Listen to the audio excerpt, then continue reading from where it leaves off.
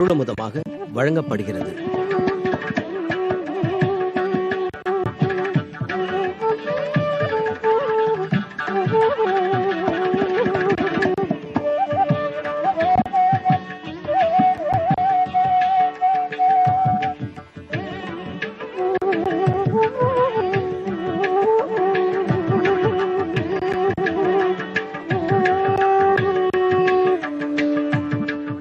நமः கோதண்ட ஹஸ்தாய சந்தீகிருத சராயச்ச கண்டிதாகில தைத்யாய ராமாய ஆபன் நிவாரணே.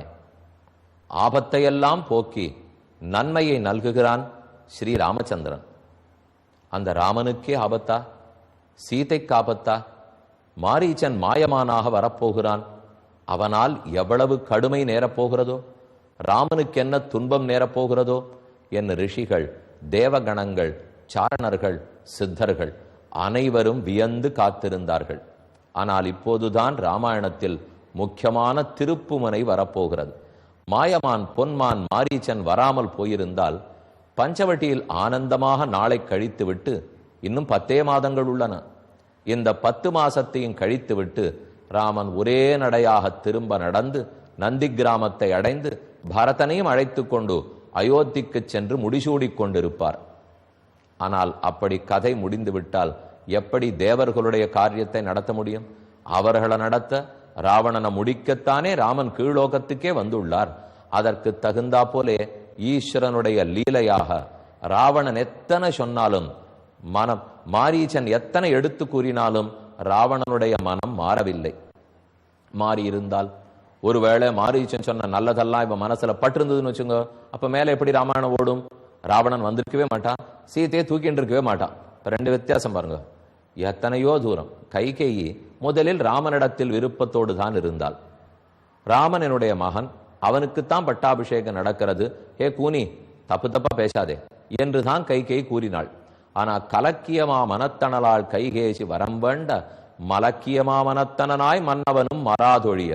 கூனி பேசி பேசி பேசி அம்மி கூட நகத்துடலாம், அடிச்சு அடிச்சு தேய்க்க தேய்க்க அம்மி கூட நகந்துடுங்கிறமோ இல்லையோ.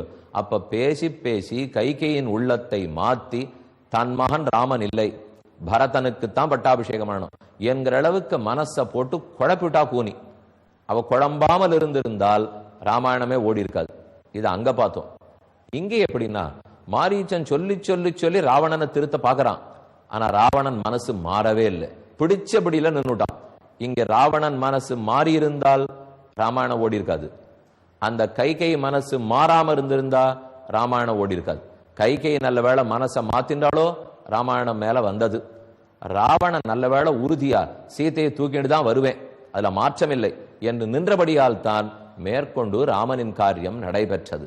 இதான் இந்த கட்டத்துல நாம இருக்கோம். இப்ப பார்க்க வேண்டியது 42வது சர்க்கம். ராவணன் மாரீச்சனை அழைத்து கொண்டு பஞ்சவட்டியை நோக்கி தன்னுடைய பொன்மயமான தேரில் பறந்து போக போகிறார். அதற்கு முன்பாக தற்போது நாம் பொன்னேரியில் இருக்கும் ராம பக்த ஆஞ்சநேய பரத்வாஜ ஆசிரமம் அங்கிருக்கிறோம். இவ்விடத்தில் ஆச்சரியமான பல மூர்த்திகள் எழுந்தருளி உள்ளார்கள். இதோ நர்த்தன கிருஷ்ணன், ரொம்ப ஆச்சரியமான திருக்கோலம். நடுவில் கண்ணன் நடனமாடுது தெரிகிறது. 2 பக்கத்திலும் நீண்ட பாம்பு முகங்கள்.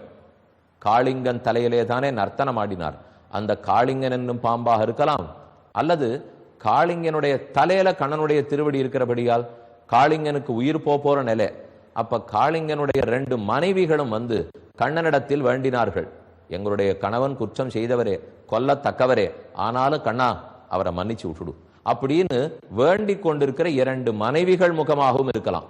அப்ப காளிங்கனுடைய முகம் திருவடிக்கு கீழே உள்ளது. வேண்டிக் கொண்டிருக்கும் 2 மனைவியருடைய முகம் பெருமானுக்கு அருகிலேயே உள்ளது. காளிங்க நர்த்தன கிருஷ்ணனை சேவித்துக் கொண்டோம். ஒரே ஒரு சிலையாக ஒரு பெரும் சுவர், கருங்கல் சுவர், அதில் இருக்கும் ஒரு சிலையில் பட்டாபிஷேக திருக்கோலத்தை வடித்துள்ளார்கள். தேர் போன்ற ஒரு உருவம், எல்லாமே கல்லிலேயே செதுக்கப்பட்டிருக்கிற உருவம். தேர் போன்ற உருவம், நடுவிலே ராமனும் சீதையும், பட்டாபிஷேகம், தேவர்களும் சித்த சாரணர்களும் பல ரிஷிகளும் இருந்து ராமம் ரத்தனமையே பீட்டே சகசீதம் நெவேசயத்து என்ன பட்டாபிஷேகம் செய்விக்கிறார்கள். இது அத்தனையும் ஒரே சிலையில் வடிக்கப்பட்டது. அடுத்தது ரொம்ப ஆச்சரியமா கோதண்டராமரை தரிசிக்க போகிறோம். நடு நாயக்கமாக கோதண்டம் வில்லை பிடித்து கொண்டு ராமர் எழுந்தருளி இருக்கிறார். புனிசிரிப்பு மாறாமல் ராமனுடைய நன்மையே எப்போதும் நினைக்கும் சீதை மற்றொரு புறத்தில் உள்ளாள். ரொம்ப வியப்பு. இன்னொரு பக்கத்தில் இருக்கிற லக்ஷ்மணன் கையை கூப்பி கொண்டிருக்கிறார். அவர் கையில் வில்லும் இல்லை, அம்பும் இல்லை. இரண்டு கைகளையும் கூப்பி கொண்டு இந்த சீதாராமர்கள் பல்லாண்டு பல்லாண்டு இருக்க வேண்டும் என்று பாடிக்கொண்டே நிற்கிறார் போலும். லக்ஷ்மணன் கைகூப்பு செய்கையோடே பவாம்ஸ்து சகவைதேக்கியா கிரிசானுஷு ரம்சியதே அகம் சர்வம் கரிஷ்யாமி ஜாகிரத ஸ்வபதஸ்யதே. இந்த ஸ்லோகத்தை நம்ம கீழே பார்த்திருக்கோம். லக்ஷ்மணன் புறப்பட்டு காட்டுக்கு வருகிறான்.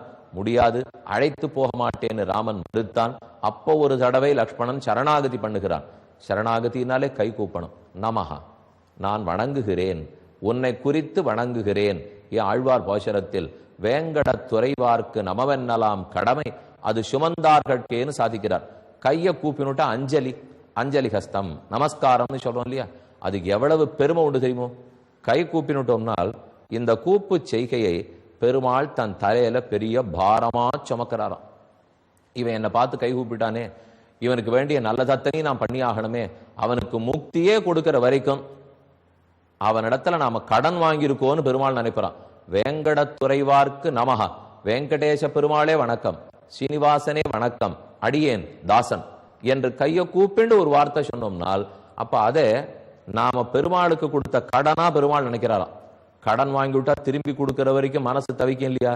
இந்த பக்தனிடத்திலே நமஹா என்னும் வணக்கத்தை கடனாக பெற்றிருக்கிறோம்.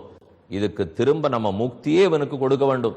கொடுத்தா கூட அவன் பண்ணின நமஸ்காரத்துக்கு அது இணையாகாது என்று நினைத்து கொண்டிருப்ப நாம் பகவான். அதனாலதான் லக்ஷ்மணன் சூக்ஷ்மெல்லாம் தெரிஞ்சு வச்சிருந்து நமஹா என்று கைகூப்பி கொண்டிருக்கிறார். வில்லை வைத்து ராமனை ஜெயிக்க முடியாது, சொல்லை வைத்து ஜெயிக்க முடியாது. ஆனா நமஹா என்னும் வணக்கத்தை வைத்து ஜெயித்து விடலாம். அதைத்தான் இங்கே கண்டு கொண்டிருக்கிறோம். கோதண்டராமர், நடுவிலே லக்ஷ்மணன், ஓர்புறத்தில் சீதை, இவர்களையெல்லாம் இன்று தரிசித்துக் கொண்டோம்.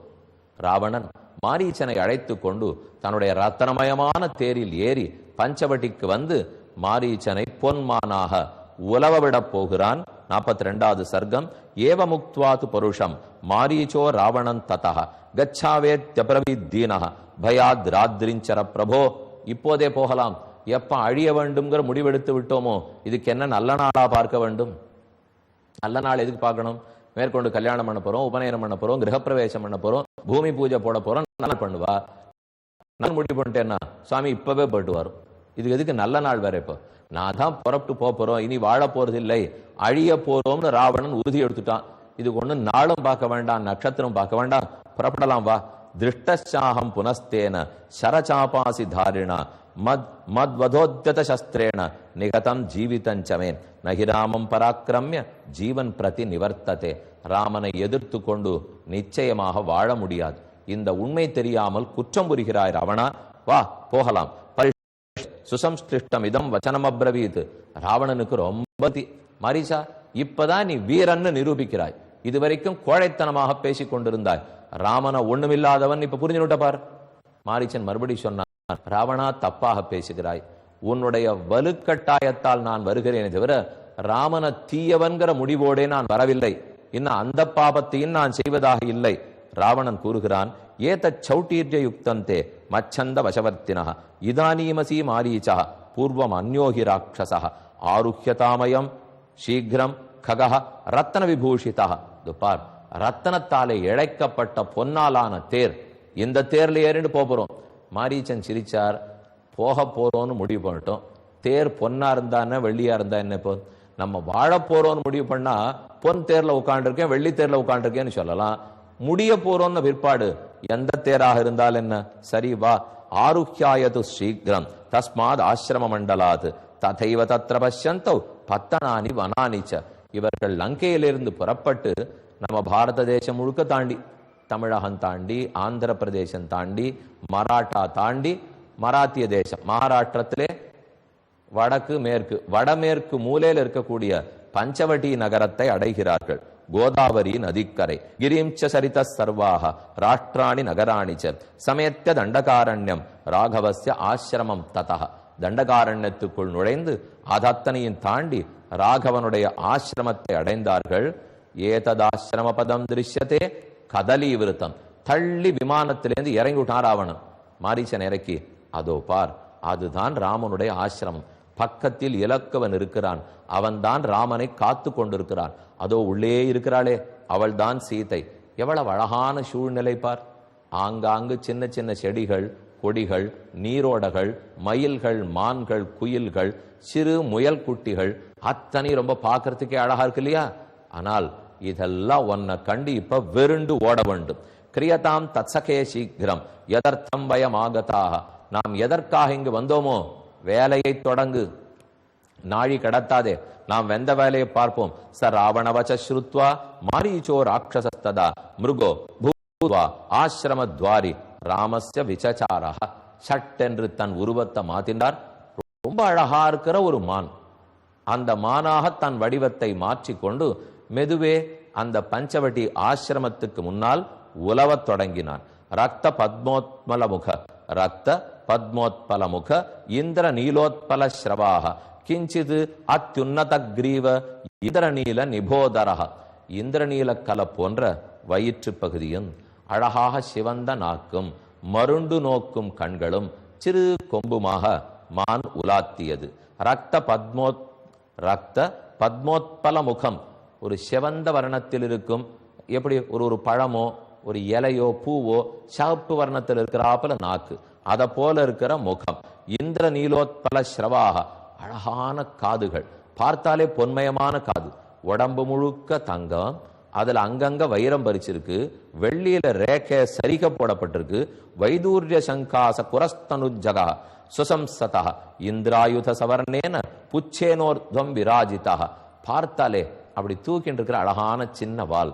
வஜ்ரம், வைரத்தாலே இழைக்கப்பட்டத புறம், அதனுடைய குழம்பு இருக்கே, வைரத்தால் இழைக்கப்பட்ட குழம்பு. இத போல மிருகத்தை யாரும் பார்த்திருக்கவும் முடியாது, கேள்விப்பட்டிருக்கவும் முடியாது. க்ஷணேன ராட்சசோஜாத்தா மிருக பரமசோபனா. கோர ராட்சசனா இருந்தவன் அழகான மிருகமாய் மானாய் மாறினான். விடபீனாம் கிசலையான் பக்ஷயன் விசச்சாரக. அங்கங்க பூத்திருக்கிற கொடிகள், கொடிகள்ல கொழுந்து இருக்கும் பாருங்க, கொழுந்தத்தானே மான் சாப்பிடும். அந்த சாப்பிடறதுக்காக ரெண்டு முன்னங்கால அப்படி தூக்கி வச்சிருந்து தன்னுடைய உடம்ப வில்ல போல வளைத்து கொண்டு ஆசையா மருண்ட கண்களோட ஒண்ணுமே தெரியாதா போல சின்ன குழந்தையாட்டம் அது கொழுந்தையெல்லாம் சாப்பிட்டது. இப்படி எப்படியாவது தன்னிடத்திலே பார்க்கிறவாளுக்கு ஒரு ஈர்ப்பு ஏற்படுத்தணும் என்பதற்காக புனர்கத்வா நிவர்த்தச்ச விசசார மிருகோத்தமா கத்வா முகூர்த்தம் துறையா புனகா பிரதி நிவர்த்ததே. கொஞ்ச நாளி முன்னாடி பின்னாடி உலாத்துறது, அப்புறம் ஒரு அரை மணி நேரத்துக்கு காணப்படுறது, இருக்கிறது இல்லை. ஒரு பொருள் ரொம்ப அழகா இருக்கக்கூடியது நம் கண் முன்னாடி ரொம்ப நேரத்துக்கு இருந்தால் நமக்கு அதுல விருப்பமே வராது. அது மறைஞ்சு மறைஞ்சு ஆட்டங்காட்டி தின்னாத்தானா நமக்கு கிடைக்காதோன்னு விருப்பம் வளரும் இல்லையோ. அதெல்லாம் நன்னா தெரிஞ்சு வச்சுருக்கான். அதனால கொஞ்சம் காணா போறான், திரும்பி வரான், ஓடி போறால் திரும்பி வரான். வந்து உலத்த விக்ரீடம் ச புனர்பூமௌ புனரேவ நிஷீததி மிருகயூதைர் அனுகதா புனரேவ நிவர்த்ததே. உபகம்ய சமாக்ராய வித்ரவந்தி திசோ தச. இந்த தசைக்கு போயிட்டு திரும்பி வரான், அப்புறம் வடக்க போயிட்டு திரும்பி வரான், மேற்க போயிட்டு திரும்பி வரான், தெற்க போயிட்டு திரும்பி வரான். இப்படி ஒரு இடத்துலையும் சுத்தி சுத்தி காட்டி தஸ்மின்னேவ தத்தக்காலே வைதேகி சுபலோச்சனா. அந்த சமயம் பார்த்து ஆசிரமத்துக்கு உள்ளே இருந்த சீதை மலர்களை கொய்து போகலாம், பூமாலை தொடுக்க வேண்டும் என்கிற எண்ணத்தோடே வெளியே வருகிறாள். குசுமாபச்சயே வியக்ரா பாதபானயத்யவர்த்தத கர்ணிகாரான சோகாம்ச சூதாம்ச மதிரேக்ஷணா. அழகான பார்வை. அந்த மானின் பார்வையா அல்லது மருண்ட மான் போன்ற சீதையின் பார்வையா என்று சொல்ல முடியாத போட்டி. மானின் கண்ணை ஜெயிக்கக்கூடிய ஆண்டாளே போஷரத்தில் போதரி கண்ணினாய்னு கூறுகிறாளோ இல்லையோ. போதுனா உலவுகிற மான், அரி அந்த உலவுகிற மானின் கண்ணை அழகை ஜெயிக்கக்கூடிய கண் படைத்த பெண். இப்ப அந்த சீதையை பார்க்கிறோம். விசசார ததஸ்தத்ர தீபயன்னிவ தத்வனம் அதிருஷ்டபூர்வம் திருஷ்டுவா தம் நானாரத்னமயம் மிருகம். முன்னால் பார்த்தறியாத பொன்மயமான வைரமயமான மானை கண்டாள். விஸ்மயம் பரமம் சீதா ஜகாம ஜனகாத்மஜா. மிகுந்த வியப்படைந்தாள். ஓர் பக்கத்தில் ஆசை, மற்றொரு பக்கத்தில் வியப்பு. ராமா லக்ஷ்மணா வந்து பாருங்கள் என்று கூப்பிடுகிறாள். பார்ப்போம். இந்நிகழ்ச்சி